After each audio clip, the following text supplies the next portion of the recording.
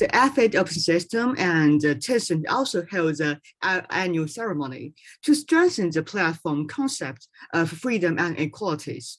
However, in the contrast from 2019 and this year, the FTC and the Chinese government are both accused Tencent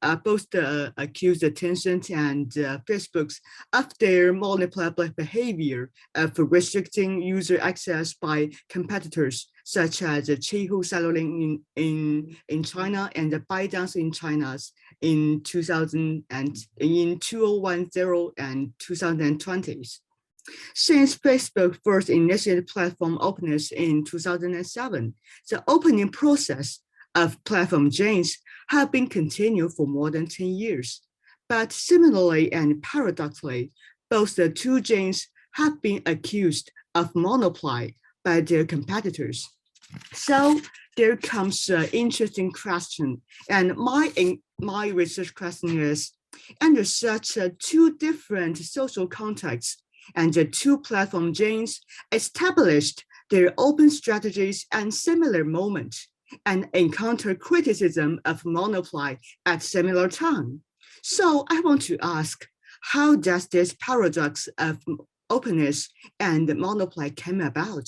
And more importantly, what's the localization of the global platform development is hidden behind this highly globalized, synchronized, and similar opening process?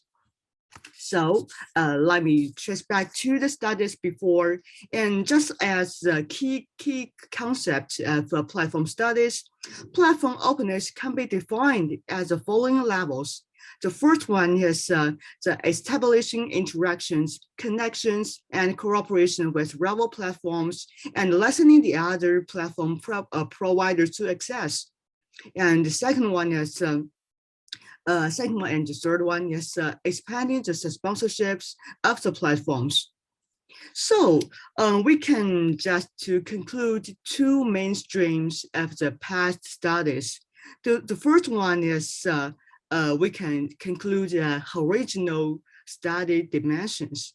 It's to horizontal granting of the access right to multi-platform users and partners. And the other dimension is the vertical dimension. They want to study the platforms, how to the platform's delegations of control other stakeholders in order to build up its own ecosystem.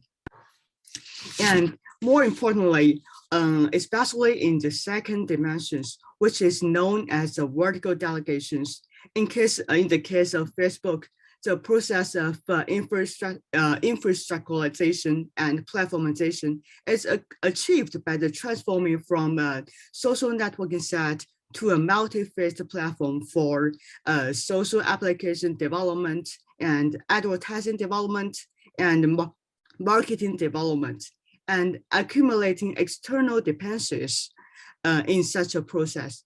And also in China, platform also enhance the convergence of platform business and social infrastructure functions by continuously increasing their so-called grayscale, which is they try to compromise between they was calling a compromise between the white and black. They called it grayscale business boundaries in the context of a national industrial convergence. So when tracing back to the two dimensions before, this somehow a little gap in the past in studies. That is when we are talking about the horizontal dimension and the vertical dimensions, they try to connect and control between the enterprises. But this is a mutual game in the economic action of platforms. That is to say, we are just wondering when the horizontal dimension and the vertical dimensions were working the platform economic actions at the same time. So what's the relationship between the two dimensions? And am I using too much time? You have about 45 seconds left. Oh, I'm sorry. Also, maybe maybe I don't use my slides. So I want to just talk about my little conclusions. And from my studies, from our studies, we find out that the main difference between Tencent and Tencent and Facebook is that they follow the same historical routine. Is that they not only laid out the foundation of the platform with the social functions because they became success with the social applications, and they empower the developers by providing economic tools, and they try to establish infrastructure systems in their platform ecosystem. But however, the main difference between the two platforms is the Chinese platform tried to build the ecosystem by the industrial convergence. However, the Facebook tried to build a community. That is, this is the mainstream that blurred the boundary between the public and private, and blurred the boundaries between the country industrials inside the countries. So this is why the paradox come from, and the mainly difference between the two countries. And I'm sorry to use too much time. Sorry. No problem. Thank you very much, Tianchen. That was fascinating to hear about the paradox of how these different platforms have evolved over the past 10 years. And I'm sorry that we only have 8 minutes per panelist, but I want to remind everyone that the papers are available online in the links that you received in your registration. And we look forward to reading your and Yuen's paper. I would like to invite now Ksenia Amonchina and Francesca Musiani, who are the authors of The Telegram Ban, How Censorship Made in Russia Faces a Global Internet. Please go ahead. You have 8 minutes. Thank you very much, Courtney. So I will start, and Ksenia will then take away the second part of the 8 minutes. Thanks so much for selecting a paper to be part of this, and it's a pleasure to be back at the GigaNet Symposium. So what we're going to present is a strand of a more comprehensive research that we are doing within the frame of a research project called Resistic, which is about net resistance and digital resistance in Russia within the broader dynamics of internet governance, surveillance, and censorship as it has taken place, especially in the last decade. And here we focus more specifically on the dynamics that went around the encrypted messaging app Telegram, and so how it has been the subject of controversy, in particular as it relates to the ban that took place in the past few years. So just a couple of words about what our methods and theoretical framing. So we are relying on STS approaches, and more specifically on infrastructure studies. And so we pay specific attention to the technical tools of information control. And also we have a component of controversy mapping in our approach, that is to say by means of analyzing reports, documents, and also research that is produced by the actors of the controversy themselves. For example, engineers, governmental agencies, and media. We try to provide a map of how the controversy has unfolded around Telegram. We have complemented this with interviews with a number of technologists, users, and journalists, and also via the analysis of specific Telegram chats and channels. Why do we use the Telegram ban as a key use case to examine how internet governance has unfolded in Russia and these dynamics of both surveillance and resistance there? Because it is indeed a case in which what we have called a few years back the turn to infrastructure in internet governance is really revealed in the Russian context. It touches upon many broader controversies such as encryption and terrorism, or the extent to which the internet may be under threat of balkanization and fragmentation. It questions both geopolitical and technical boundaries because it opposes the concept of a sovereign internet in the Russian context to the transnational character of internet infrastructures. It helps to analyze new forms of politicization and resistant practices or repertoires of contention, to put it in the digital activism literature words that are deployed by technical experts such as internet service providers and internet operators more broadly, as well as developers of particular tools. And also it helps to see how concerned publics take place in and around these kinds of tools. And finally, we found that the Telegram ban case is really useful to develop a perspective on Russian internet governance as a theater of security and question how power balances take place between the technical experts, governmental agencies, and the different groups of users. Really, Telegram has been having a good deal of success in Russia, which is another reason why it was a good key use case. There are issues of charismatic legitimacy of core developers, most notably the Durov brothers and Pavel Durov in particular. It's his reputation in Russia, and also the branding of Telegram as a really secure messenger, something that you can see in more detail in the paper, needs to be nuanced a little bit. It was a circumvention tool and is a circumvention tool prominently used by censored media. And also it presents a great deal of modularity and the technical creativity of its users. So for all these reasons, it was a stimulating case to look at.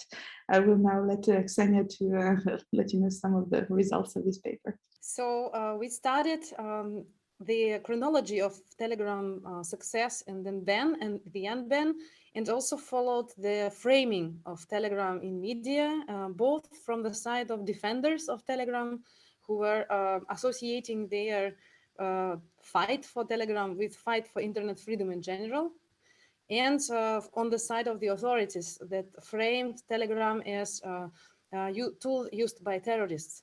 And that's how actually the attention to Telegram started in 2017 in July, when FSB asked Telegram to provide decryption keys for all messages which was sent and received via Telegram. But first Telegram didn't respond. And only in March 2018, FSB sent a second request asking to obey and to give away the keys. So Telegram sent this letter that you see on the right, which was kind of a joke, and it flew around Russian language Twitter.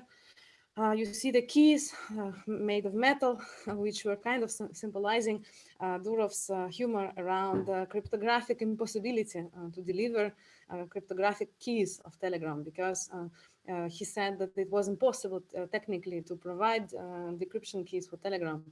So in response to this satirical refused to collaborate, Telegram was banned officially in April 2018, and Roskomnadzor, the Russian internet watchdog, ordered to block this messenger. And this actually implied a big movement that the authors of this movement and the participants called digital resistance. And the movement was deploying at several levels. So on one hand, technically, developers were very active when they were making developing different tools like proxies or VPN services to circumvent the ban. But also civil society was very active, and they organized offline rallies like manifestations on the streets of Moscow and St. Petersburg and other big cities, flash mobs, artistic actions. So this took over the civil society and also involved private sector, the entrepreneurs. And this was interesting because this group, this new concerned public, the small entrepreneurs whose business was running on internet, were touched by the collateral damage after Telegram was blocked, because the blocking techniques that Roskomnadzor was using were kind of carpet bombing, like they were blocking all the IP addresses that could potentially be associated with Telegram. And by blocking those ranges of IPs, they would also block important services such as Amazon or Google Web Services. So let's talk now about the unban and conclude. In June 2020, the official decision to unban Telegram was delivered. And the users started to worry about the collaboration between Telegram and Russian police. The unsuccessful story of blocking of Telegram actually raised concern about the efficiency of Roskomnadzor and its technical expertise. A Telegram case actually illustrated how corruption, laziness, and lack of competence will save the Runet from overregulation. And to conclude, the last slide, please. The unban actually didn't impact the users. They still believe, they still trust Telegram, and they couldn't believe that Durov can actually betray them.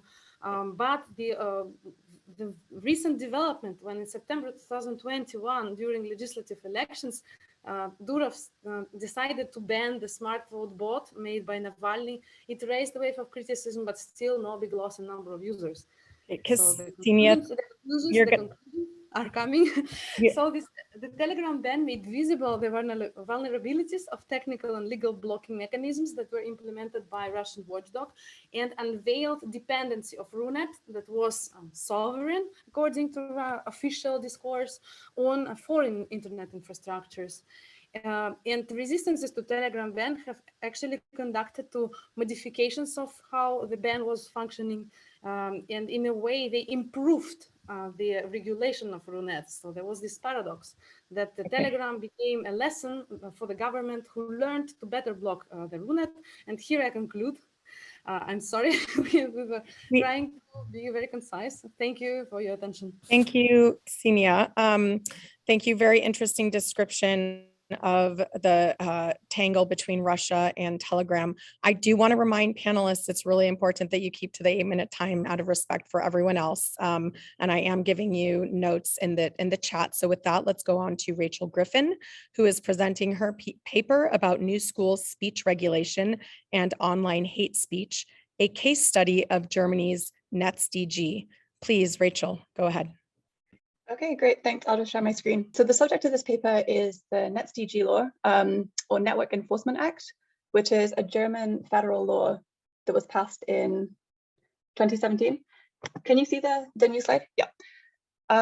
So this was aiming to strengthen the enforcement of criminal law in relation to online speech on social media platforms.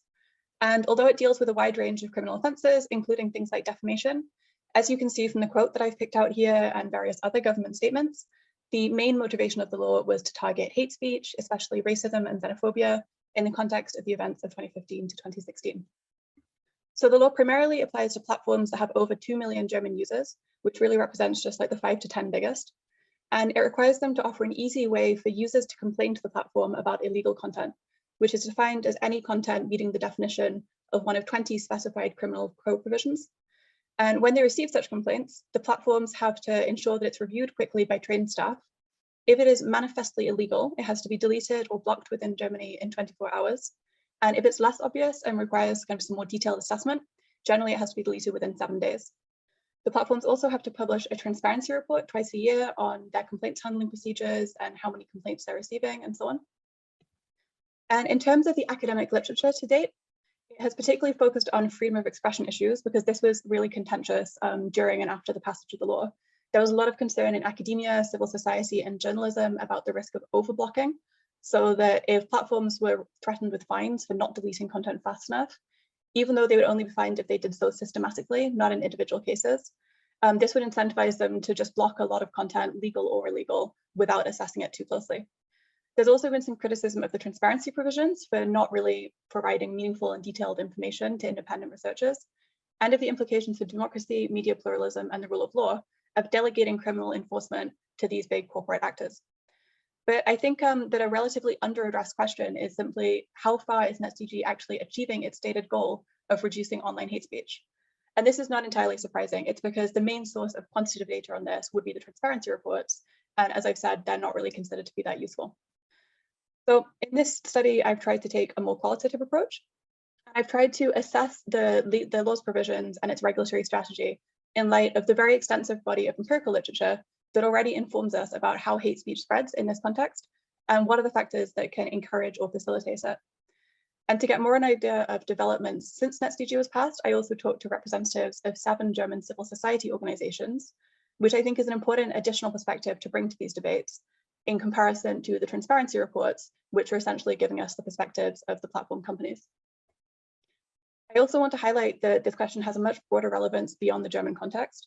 So first, because it's a very classic example of this regulatory strategy that Jack Falcon has called New School Speech Regulation, in which, because it's often very difficult to track down and regulate individual speakers in the online context, governments are increasingly turning to regulating intermediaries, such as social media platforms, and getting them to regulate the speech of their users in line with government policy.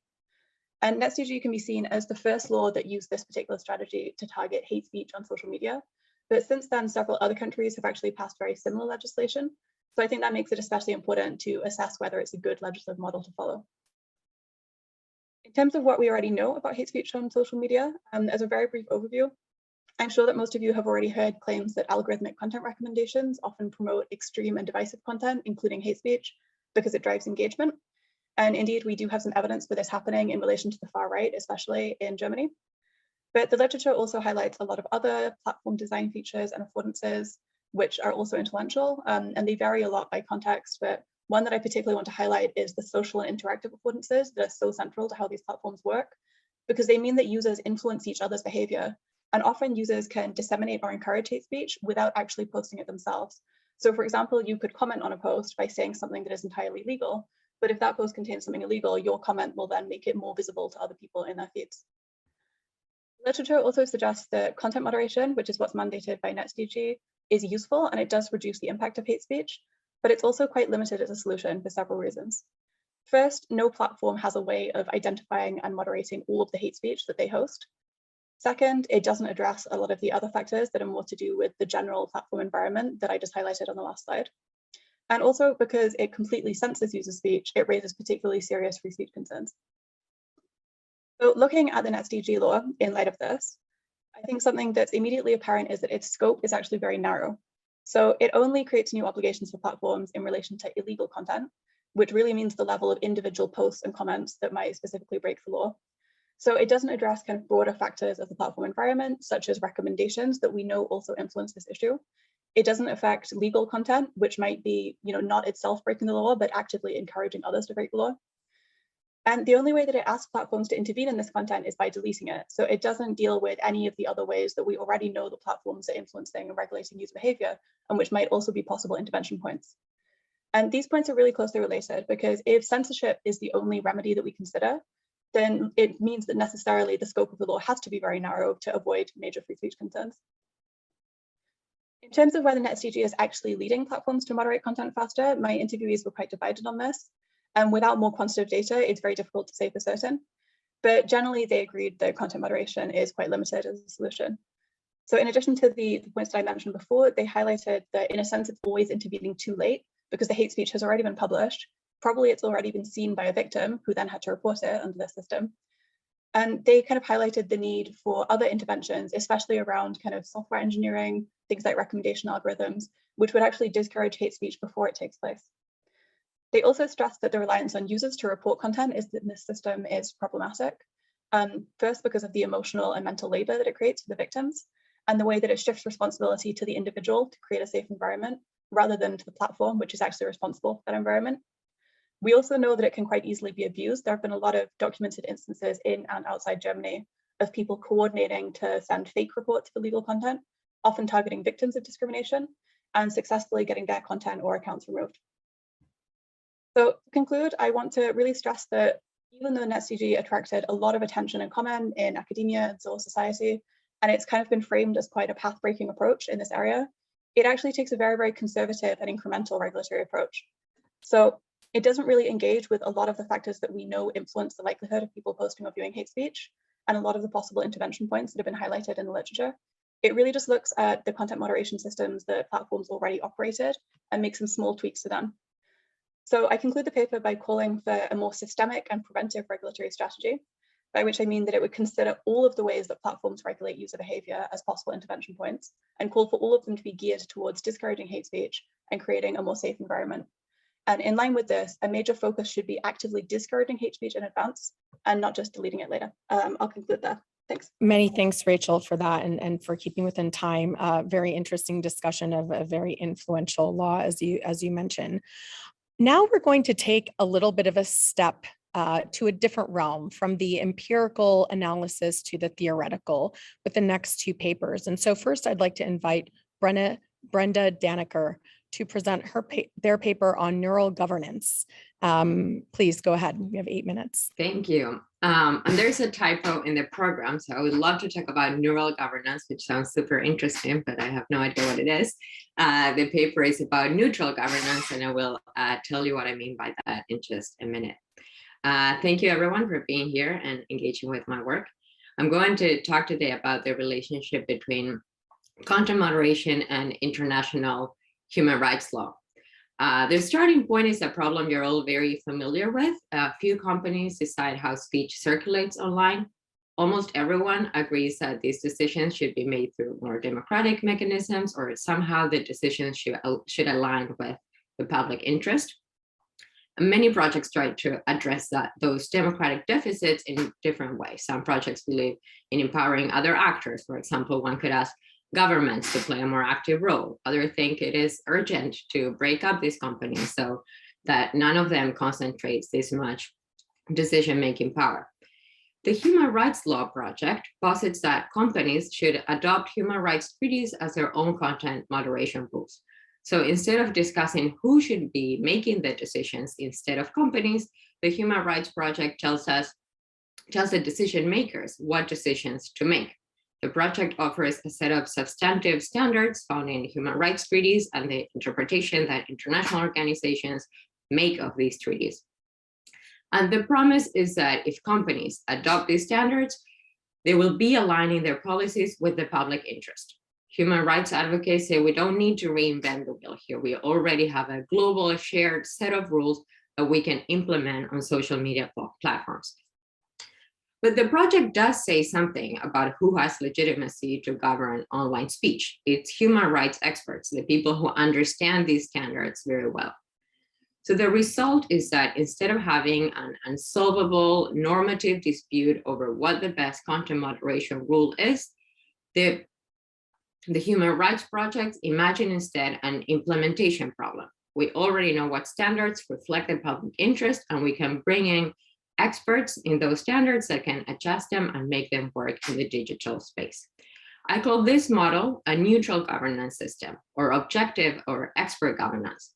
The project envisions decision makers who are not making political choices. They're not imposing their own values or normative preferences. Instead, we have some principles that are objective, that already exist in international law. And the project is neutral because no one loses, because these principles reflect the public interest, reflect what is good for everyone. And experts just translate these principles to adapt them to the technical specificities of social media platforms. At first sight, one can think, of course, it's a great idea that platforms face content moderation and human rights. Human rights are global and we all kind of like them. So yay, human rights for the win. But when we look at the justifications for why human rights law would be a good framework for speech governance, I think we might be a bit surprised. These justifications that are presented as mere principles of logic or of international law are the product of intense intellectual work. What I do in the paper is to dissect each of these objective principles that are the foundations of the project, and I show that each of them is a creative interpretation of international law. Governance can never be neutral. Understanding how the principles are constructed matters because, remember, the promise of the project is that we already know what the public interest is. However, if the principles are an interpretation pushed by a few scholars or NGOs in recent years, it is unclear whether they actually represent a global consensus. I will give you just one example of how this works. There are many more examples in the paper. Supporters of the Human Rights Project say companies should follow human rights law because the UN Guiding Principle for Business and Human Rights set that expectation. The UN principles say companies should respect human rights. But what supporters of the project mean by that, or how they read the guiding principles, is very different from what these principles originally meant. When John Ruggie drafted the principles, one of his main objectives was to draw a clear distinction between states' duty to protect human rights and companies' responsibility to respect human rights. States are legally bound to follow international law. Companies are expected not to infringe on the rights that international law recognizes. Let's see an example to see how different the two interpretations are. Imagine you're the person who moderates the comment sections of the New York Times. So someone posts a comment that says, "I hate the president of Argentina." The Argentinian government calls you and asks you to delete the comment. Under the guiding principles, you're expected to notice that individuals have a right to freedom of expression and governments should restrict that right only in very specific circumstances that are not met here. So you're expected not to help the government in infringing on the individual's right to free speech, the right that their expression will not be restricted by the government. This does not require you to adapt human rights law to your own business. You only need to recognize that that person already has a right under international law. But now imagine the user posted the comment under a Christmas recipe. You want to delete the comment because it's not related to the topic of the article. You know that the comment is protected under speech, protected speech under human rights law, and government should not restrict it. So what do? Well, the user doesn't have a right to say wherever they want on your platform. In fact, the state should not oblige you, the newspaper, to publish the comment. So you go ahead and delete it. But under the new interpretation of the guiding principles, you say, oh, but I'm expected to follow human rights law when I'm moderating content. And human rights law protect this comment. So you have to leave the comment. Now the user has a new right to speak free from government interference and free from corporate interference. They now have a right to speak on your platform. So overall, what does this example show? The advocates of the projects, of the human rights project, say, let's just do what the guiding principles say. But advocates of the Human Rights Project created an interpretation of the guiding principles that supports their own normative preferences. The guiding principles are presented as objective, part of international law, already agreed by states and reflecting what the public wants. But actually, they're the product of recent, intense intellectual work of a few scholars. This intellectual work legitimizes the power of experts, for instance, the Facebook Oversight Board members, to make decisions on the name of the public interest. Understanding how this ideal of neutral governance works can help us make a more informed decision about whether this system adequately addresses the democratic deficits of speech governance we're all concerned with. Thank you. I'm looking forward to the discussion. Thank you so much, Brenda, for the presentation on your paper about neutral governance, which is indeed a different approach than neural governance. So we will make sure to get that updated. Now, keeping on the same idea of taking a conceptual theoretical approach to governance, we are going to move on to Kamesh Shekhar, whose paper is entitled, Let's Think Global, Social Media Commission, a Federated Model for Governance. Please, Kamesh, you have 8 minutes. Thank you. Thank you. Thank you so much for giving me this opportunity to present this paper. And as Courtney said, my paper title is Let's Think Global, Social Media Commission, a Federated Model for Governance. So this is an outline of the today's presentation. I'll briefly take you through the entire concept. And so background, like what is the broken social media problem? The issue of hate speech, disinformation, misinformation, polarization on one side, and like arbitrary exercise of power on public discourse of information and public discourse on the other side is what I could relate to be as a broken social media problem. So urge to fix the harms emerging from social media has been well recognized by policy actors. But still, the existing governance framework lacks some crucial elements of policy and policy making, which makes it less democratically sound, legitimate, which also makes them to fall short on achieving consumer-centric outcomes. For instance, if you could take India's Information Technology Rule 2021, the rule just paved the way for the government to exercise discretionary power over citizens' discourse. And these rules also cause like chilling effect on privacy and like unaccountable censorship. So, so then like what could be democratically legitimate? This brings us to this question, right? Like what then, so what could be the democratically legitimate global structure for social media governance? This paper tried to answer this question by proposing a model called Social Media Commission, which is SMC. What is the model I'm proposing? Is a multi-level federated global governance body that will bring a uniform principle-based approach to tackling the narrative harms. The proposed structure will have an international level, national level, and a regional level, body, and which would work in synergy and will be following a bottom-up approach. At the national level and regional level, the Social Media Commission that I'm proposing will be registered as a non-profit organization. At the international level, it could be organized or formed as an international coordination organization, something like intergovernmental organization like the United Nations. And also very keen to keep SMC system to be most autonomous and independent commission free from external interferences. So the features of the Social Media Commission model is very well advised by democratic legitimacy framework. This is like a political concept that determines how democratic the systems and functions of the institutions and practices. Also the rules that they produce are. While there are all various approaches, I've actually taken Smith's proposed robust threefold mechanism called the input, throughput, and output legitimacy. And for the purpose of this paper, specific features under which each of these legitimacy considers are put inside these in the infograph that you could see on the slide. So these have been the integral, these principles that you see inside the buckets are the integral part of the model at various points. So let's just let me take you through the structure of the model. First comes moving to the structure. The first base layer is the conduct committee. The conduct committee will be formed with the respective countries by the consumers through nomination and voting. And conduct committee shall comprise of experts and domain experts and also human rights advocates and human rights value advocates and etc.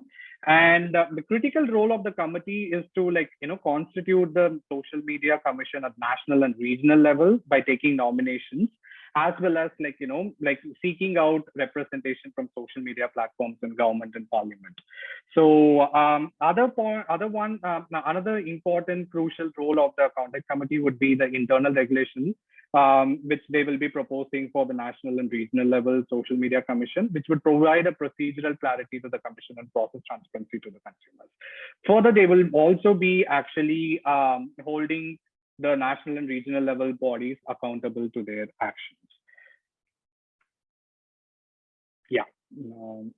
The regional level body comes the next, and then this would be the major function of the regional level body would be grievance redressal, and the members shall be the representatives from domain expert, and they can form a subcommittees depending upon the cases that they give for grievance. And also SMCRL shall also have an interactive IVR wing for navigating the grievance system to find the appropriate portal for lodging the complaints. So next comes the national level body. National level body is constituted again by the conduct committee, and representatives will be from social media platforms, governments, and joint parliamentary committees, representatives from civil society, lawyers, media, advertising agencies, minority groups, and etc. So members, chairs, everybody can hold office for 5 years. And there can be if you look at the components, there are two main committees, that is the State Advisory Committee and the Advocacy Committee, and the Social Media Supervisory and Accreditation Committee. Besides this, there will be also grievance redressal wing, which would look into the problems at the national level. So then comes your international level, which is the topmost layer of the federated system, which would have delegates representing from all the social media national level bodies.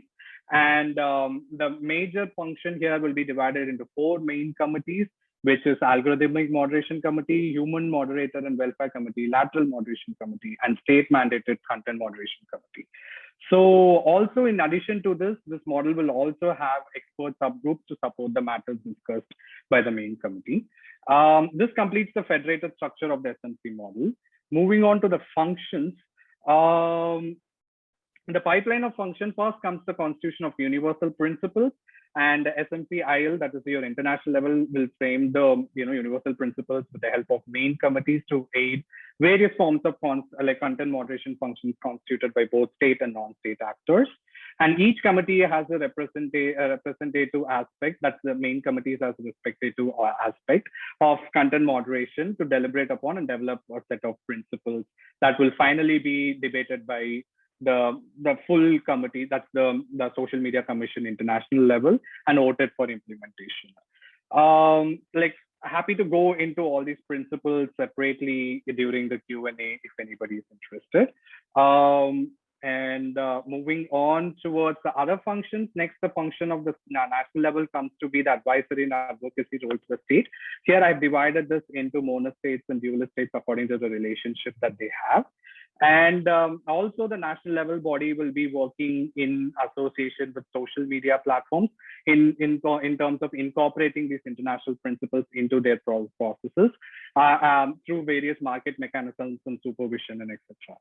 So one more function that which will be part of the regional level, part of all the three bodies would be the grievance redressal, which is federated and it's calibrated according to the levels of the complaints that we get. And also, as I spoke, interactive voice response would be also there. And finally, final function of the SMC model would be how the principles will be audited, because we tend to see that principles are not audited, it's just once made and left.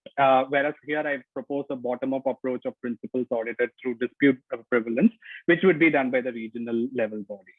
And finally, I wouldn't go in much detail. This is the funding options that I have proposed to the model, which starts from social media contribution to philanthropic contribution. Also how the commission can themselves generate revenue. So with that, I will conclude. And so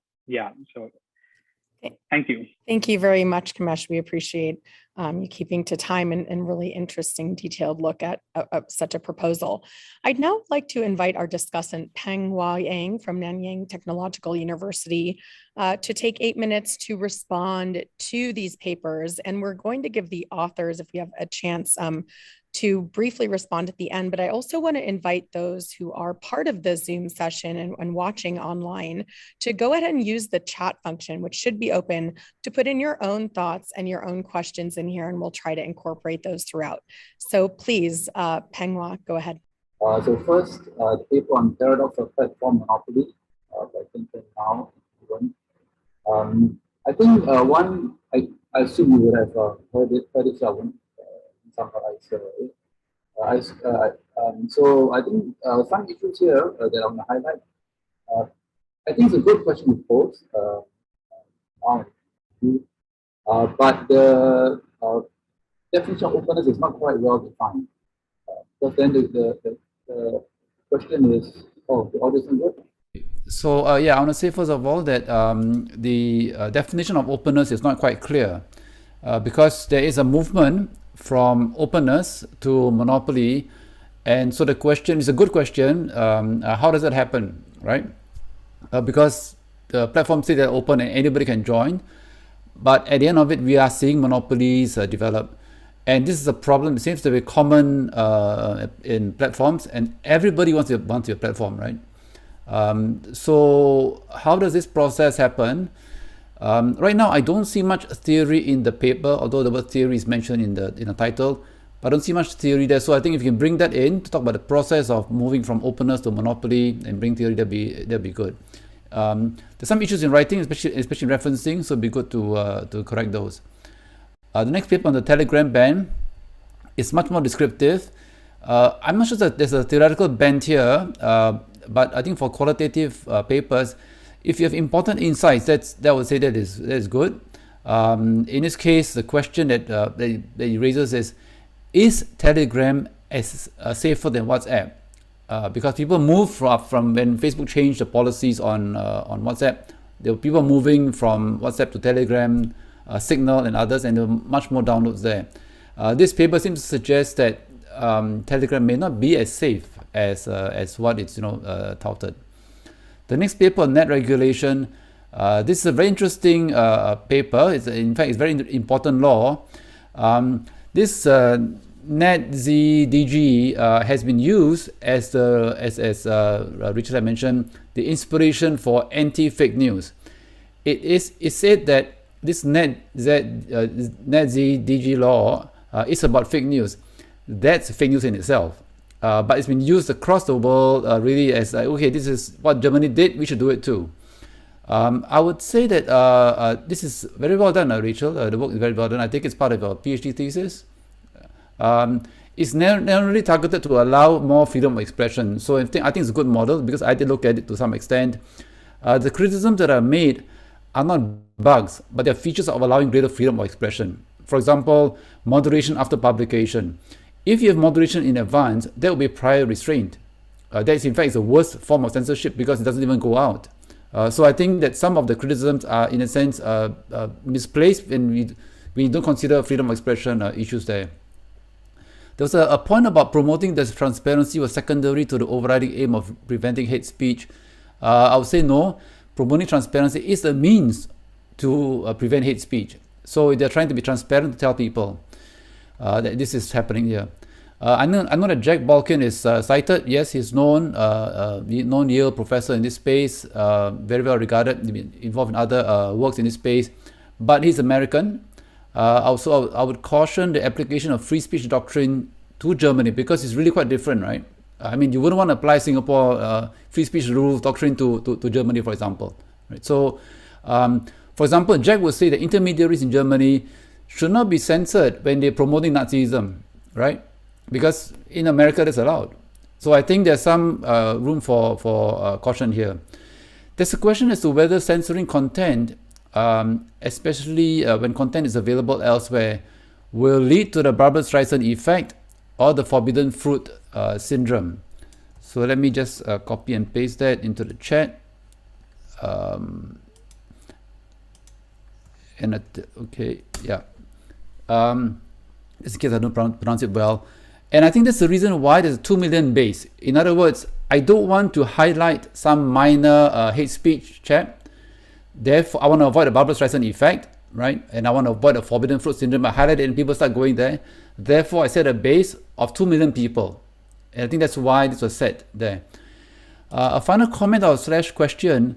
I wonder if NetzDG is what we call in Singapore signposting. The government knows that it will not be effective. But I want to put a sign to tell you that this is the value of what we in Germany consider important. We have such laws in Singapore where they know that it cannot be enforced. Like pornography, 125 sites are blocked out of the zillions out there. But it's signposting to say that no, this is what we stand for. We are against pornography, right? So I wonder whether that might be the case here. On neutral governance, I would say the first point that I want to note is that, and I think it's common to everybody here, platforms do not want to regulate. The reason is that when there's more regulation, there's more content, more money. Incidentally, Facebook in the last quarter made $19 billion. I know it doesn't make sense, so what does it mean, right? To us, especially us academic, right? But by the time we finish this session, Facebook would have made more than $120 million. In that 1 hour plus, it would have made $120 million. And tell you what 120 is important here, right? So that's the first point. So when you put in the IHRL, International Human Rights Law, as a framework, it kind of goes in line with what the platforms will want to have, right? That you don't regulate it because of human rights. But I think you need to differentiate types of content. There's hate speech that they're talking about, right? And if you take, let's say, a speech promoting Nazism, under human rights laws, possibly might be allowed in some places and not in others, right? So how does that play out? So I think, and I want to ask some questions later on for everybody to consider how you apply some difficult cases, I consider difficult cases, different scenarios to your regime. The last point, and I think I'll exceed, I mentioned that Facebook will make more than $120 million by the time we finish. The reason is that this is the money set aside to fund the Facebook Oversight Board. This is for Kamesh Shekhar's point. I think Kamesh's point your network costs some serious money. Facebook is set aside $120 million already in a trust fund set aside. And I know that you say the Facebook Oversight Board is not sort of legitimate, suffers legitimacy issue. I have posted an analysis on where else, right? Facebook, of course, right? And this is available here. All right. And Peng, one of the do you points, wanna just wrap yeah. up. Well, I'm wrapping up, yeah. The point here is that the Facebook Oversight Board is based on the Levinson Inquiry Report, Levinson Inquiry Report, in which it says that you appoint a committee to appoint a committee. So I guess you read my Facebook post to understand it a bit better. So I think legitimacy, the question legitimacy is not quite in place there. Yeah, so, okay. And a final point about the governance is that there is no perfect model. I'm looking at the issue of governance of public service media, and I don't see, I mean, the first thing people tell me is there is no perfect model there. You should try. So now, maybe 30 seconds. Okay, there's 2 points. I would like all of you to test your proposals against live cases. 2 live cases. A hypothetical prime minister or president who lies every hour. 1. 2. Those who refuse to believe scientific facts and spread their counter beliefs. Right. Okay. Thank you. Thank you for your time and patience. Great. Well, thank you. A lot to chew on and think about there, Peng. I want to now go to our presenters, and I'm going to ask you to go in reverse order this time from what you presented in, to give everyone a chance to kind of speak first to the points made by the discussant, and then specifically also if you could, Kamesh, address the question from Trisha in about the proposal and how you think about cooperation and interaction with existing legislation.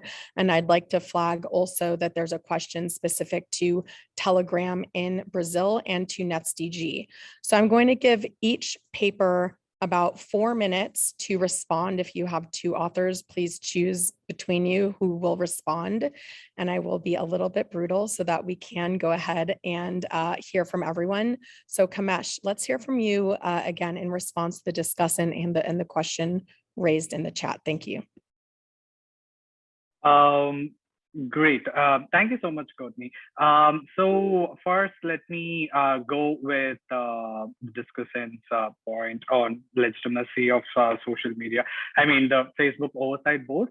How I've looked the legitimacies from the, again, as I showed you, from the input, output, and throughput legitimacy, where I'm trying to look at from democratic legitimacy framework, where separation of power and financial independence, and who does what, and what is the level of the enforcement that the board has is something that is what I have looked when it comes to the legitimacy of forming the oversight board itself. Where right now, if you look at it, Facebook is the one who has formed the board, is the one who's funding it, and he is the one who's making the community guidelines, and the board is working within those community guidelines. So they can't go over and above that, which doesn't make it any way substantive for me, where it sounds to me more like a symbolic way of looking at governance than taking some substantive step. So that's that. And I would need 2 minutes to read this question. Maybe I will respond to the questions on the chat Sure. Why don't we come back to you, because it did come late. Let me go to Brenda and I'll come back to you at the end, Kamesh. All right. So Brenda, please go ahead and take about 4 minutes, if you will, to respond to the points raised in the discussant section. Thank you. Great. Thank you for the comments. I guess I'll use a minute to clarify a couple of things about the paper. So the paper is not about the legitimacy of the Facebook Oversight Board or the legitimacy of experts making decisions, and it's not challenging the Oversight Board structure. What the paper does is to criticize how, or to think through how experts exercise power. So what I'm concerned with is not about experts playing a role in governance. I think expertise is necessary. What I'm concerned is with experts hiding away their power behind human rights law or principles that are presented as objective and experts denying their position of power. I think that's irresponsible and unethical and makes public contestation and participation more burdensome. So it shields that expertise from political discussion. And that's where I'm more concerned with the choice of the human rights law framework, that I think it's inadequate for the oversight board, not with the oversight board itself. The second point, I guess it's also a clarification point about the comment about state regulation. One of the things that I think might be interesting for the supporters of human rights, and you will hear this week a lot of people saying content moderation should be based on human rights, is that a lot of people think that, not everyone, but a lot of people think that if companies use international human rights law, that might make them look as responsible corporate actors, and that might stall government regulation, which might be a good thing because honestly, government regulation in recent years is really concerning.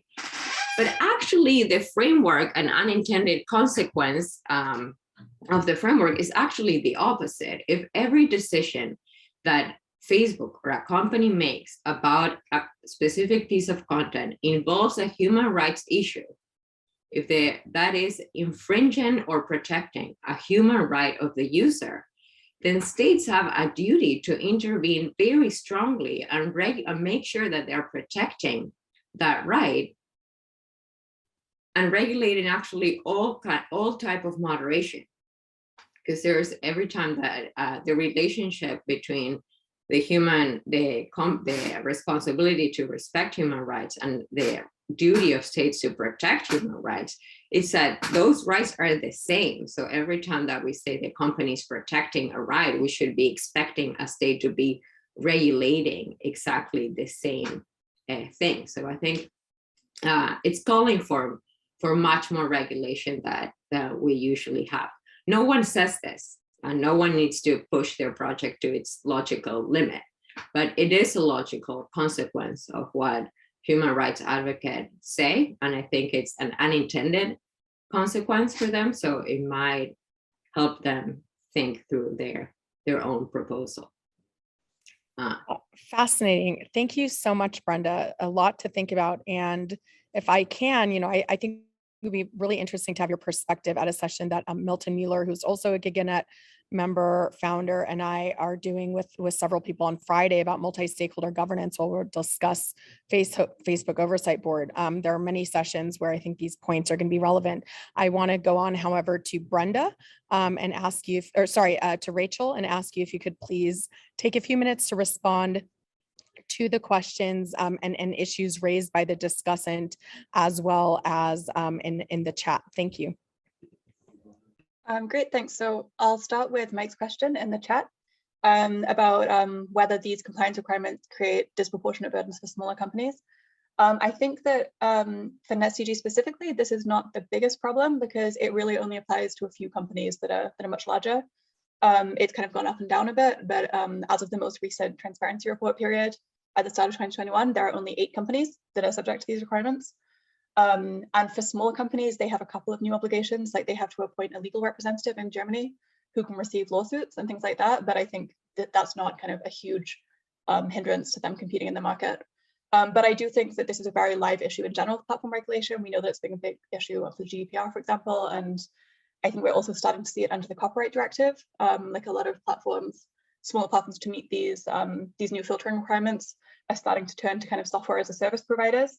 So essentially outsourcing the problem of content moderation. And I think it definitely needs a lot more analysis of the free speech concerns and other kind of policy concerns that are raised by that kind of platform ecosystem. To Peng Hua's comments, thank you so much for the really interesting feedback. Something that I want to clarify regarding prior restraint, I would not generally advocate, maybe except for the most extreme material, kind of advanced censorship of content. But I do think that there are other interventions that could maybe have some purchase on the hate speech issue that would operate more proactively. So for example, if the algorithmic recommendation systems were not set up to reward such extreme content with high engagement or even financially reward it, that would kind of change the incentives that people have. And of course, that's also not free of free speech concerns. So for example, there have been a lot of allegations by kind of queer activists and people of color that the algorithms are discriminating against their content. So not actually censoring it, but making it less visible. And obviously that's also kind of a very big concern, but I think that generally, all other things being equal, it is a less intrusive way of dealing with content than deleting it entirely. In relation to transparency, you said that it's a way of combating hate speech. I think this is a matter of opinion, but I generally have less faith in transparency as a regulatory instrument by itself than maybe some other people do. I think that we've kind of seen historically that these big corporations have a lot of power. They really act quite independently, and they've been able to weather kind of substantial criticism so far from the policy community without really changing their behavior very much. And I'm sort of skeptical about whether just kind of releasing some more data for independent researchers. Obviously, I think it would be a good thing in that it would aid research, but I'm not sure that it would really do much to substantively change the problem. But that's my opinion.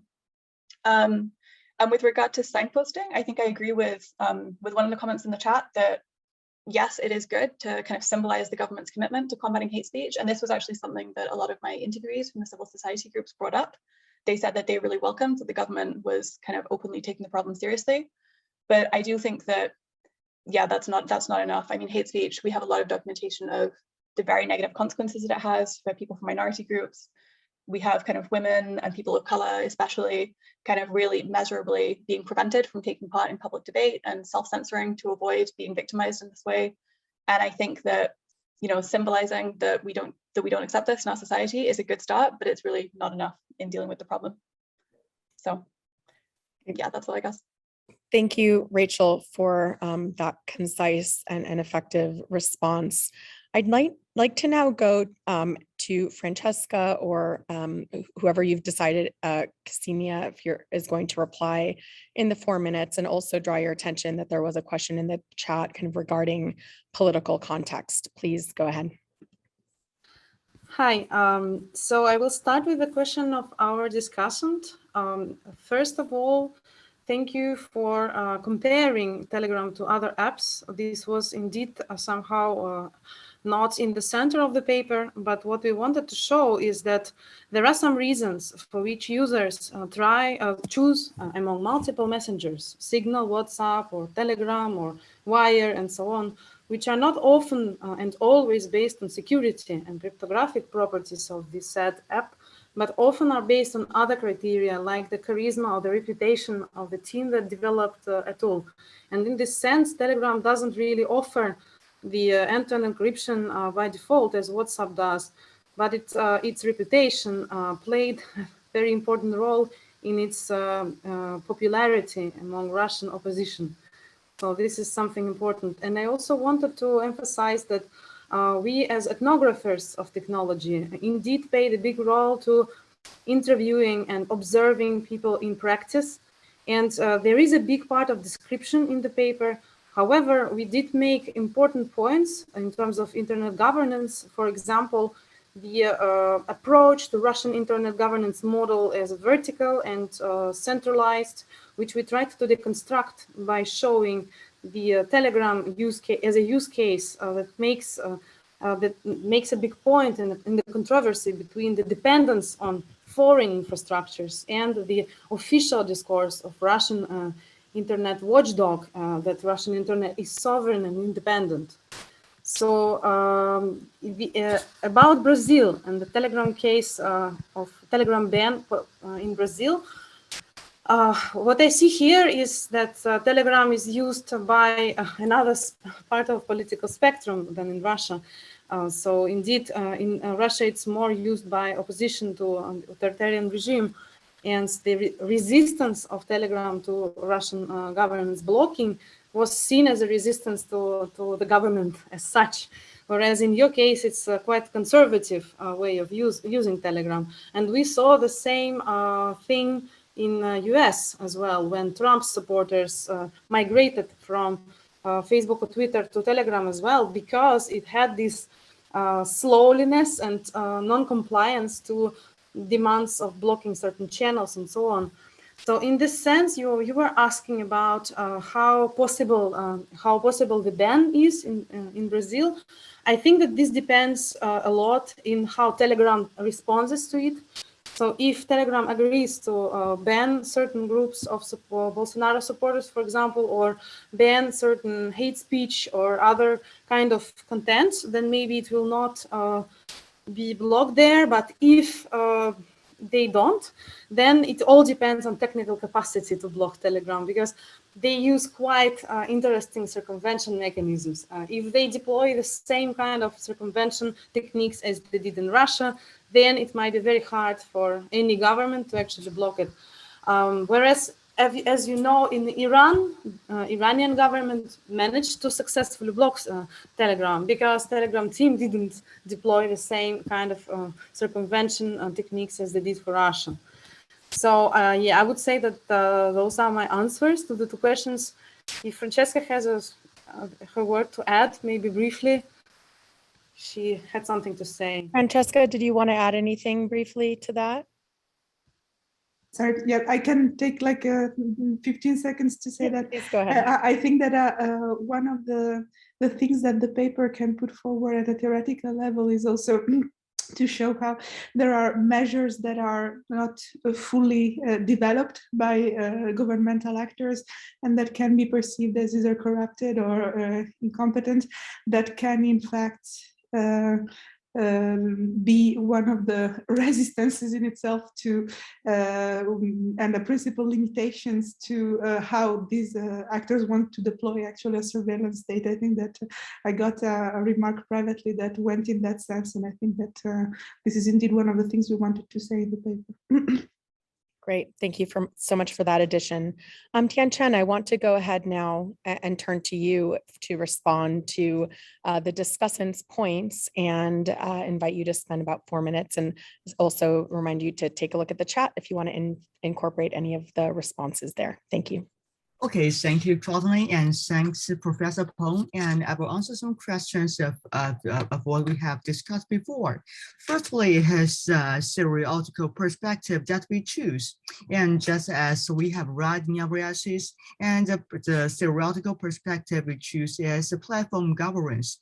But when it comes to this issue, what is more important is that when we are talking about platform governance in Asia and in America or Europe, we are talking about different types of governance. And as I have realized, nowadays the presenters today, we are such as I'm studying communications, and I realize some presenters are studying laws, and our definitions of governance is also very different. So I want to reserve the one essay I have read by Gora in 2019. She defined a platform governance as to governance the relationship and the connections between the innovators, such as the government, the enterprises, and the basic users online, and just to governance the relationship between them. So I have to, so I raise up some the horizontal perspective and vertical perspective to study this. And because I haven't enough time to share my slides before, so I also have to talk about what the methodology that we choose to study this. We choose the methodology as a platform history, and we focus on the discourse of the platform on their developer conferences, speeches, and open letters of Jack Burgers and Pony Ma, and their other publications from 2007 to 2021, in order to find out how do they define platform openness in their empirical level, and how do they organize the innovation relationship between each others. And that's the definition and the perspective that I have mentioned before. What's the definition of GOA of the platform governance?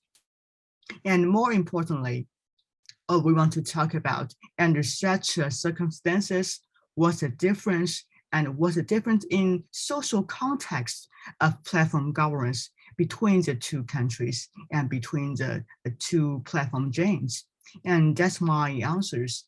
Thanks. Thank you very much, Tianchen. Appreciate that. And I'm sorry that we had some technical difficulty at the outset with the slides, but we appreciate you taking the time. Okay. Excellent. All right. Well, Kamesh, I wanted to go back to you if you want to take a couple of minutes to address the question that was raised in the chat. Please go ahead. Thanks, Courtney. Thank you so much, Trisha, that I'm glad to know that you loved the presentation, but I'm really sorry that you were not able to make much because I just needed to go faster due to the time constraints. But I'm happy that you asked some of the great questions.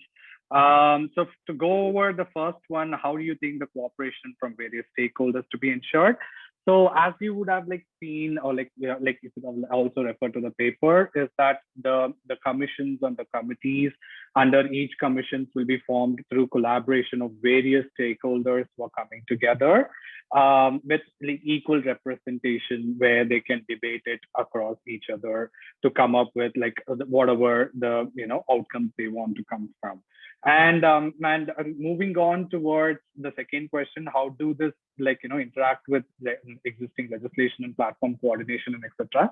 Here I have proposed two different things. This would be the stuff which would the national level social media commission would be doing, and here the two subcommittees, the main committees that are I've proposed is the advisory and advocacy, state advisory and advocacy committee, and other one is the committee which would be the supervisory and accreditation committee, which would be working with the social media.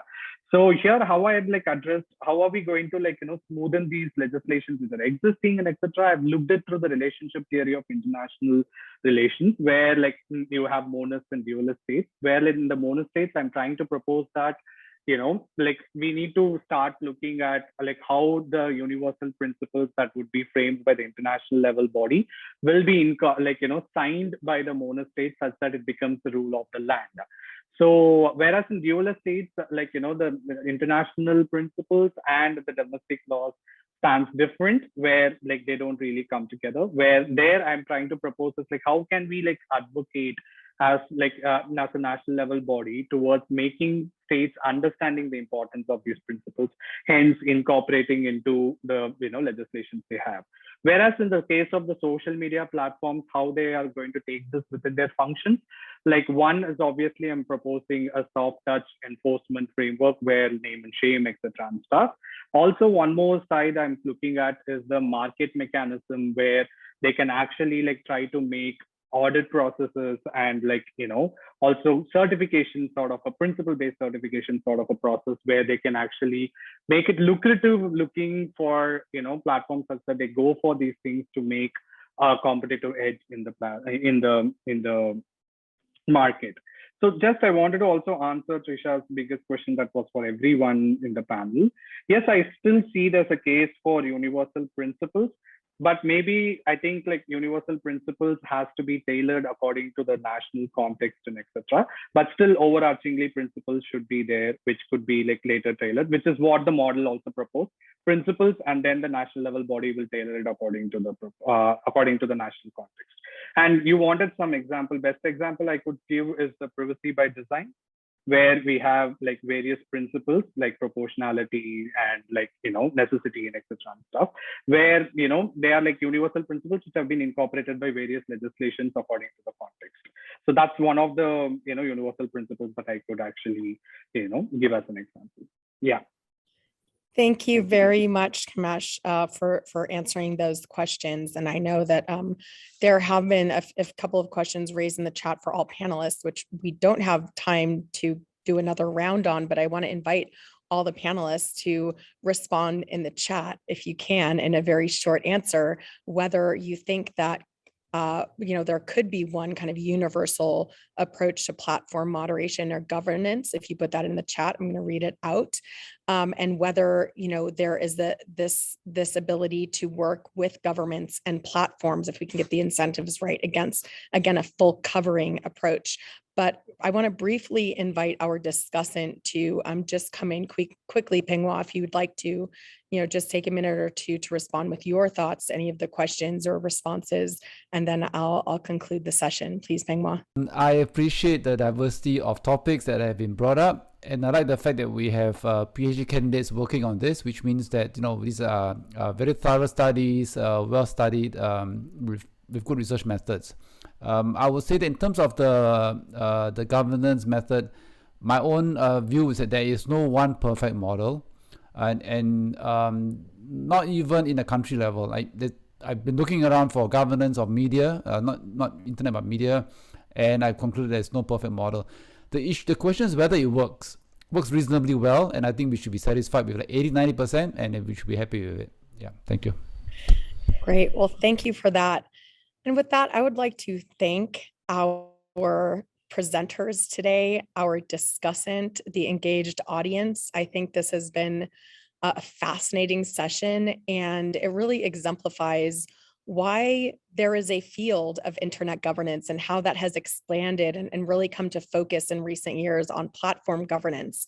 I want to thank you for the really important empirical work that you've done, the research that goes into academic research and presentations, for the theoretical frameworks that you're working to develop in order to help us conceptualize and advance new notions while figuring out what is the tried and true that works throughout all of this. And thank you for being part of the GigaNet community. If you're not already a member, I want to invite you to consider joining. If you teach internet governance courses or anything in this domain, I'd like to invite you to submit your syllabus to the GigaNet syllabus repository. And I'd just like to thank you all for taking the time to engage, remind you that the papers are available on the website and will be indexed. Keep an eye out on our Twitter account and on the GigaNet website for where you can find those. And thank you again to everyone for taking the time. Reminder that later, depending on what time zone you're in a few hours, there is the business meeting. So if you're interested in helping to shape the future of GigaNet, of how internet governance and what that means today and join our business meeting. And again, thank you on behalf of GigaNet for this really interesting conversation. And we look forward to an engaging rest of the week at the Internet Governance Forum. From Poland, I'm Courtney Radsch. Thank you to all our panelists, and we'll see you shortly in the next session. Bye-bye.